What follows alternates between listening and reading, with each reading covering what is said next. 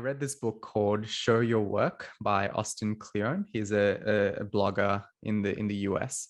And the whole premise of that book is to put your work online, basically. So if there's any skill that you have, there's no real value in holding that close to your chest. You should help other people learn to do this, learn to be good at the skill that you have.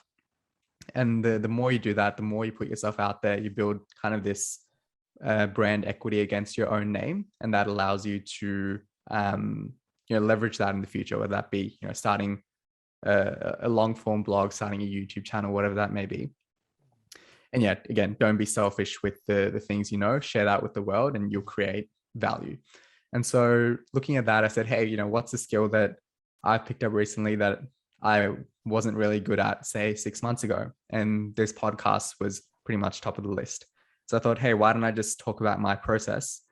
In that way, I'll refine what I already know and also maybe help someone start a podcast. And who knows, that podcast might go on to do great things.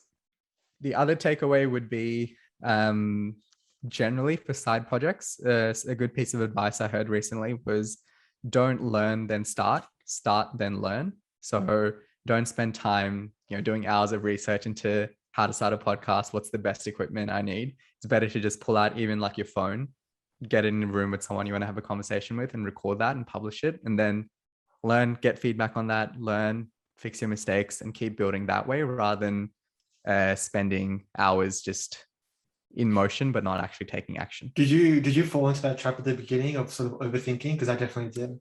Yes, 100%. So I was kind of like, oh, who should I interview? Made like a guest of, made like an Excel sheet with like 20 guests and like, oh, maybe this one, maybe that one. What questions should I ask? Made like a list, took out 10 questions, added 15 questions in.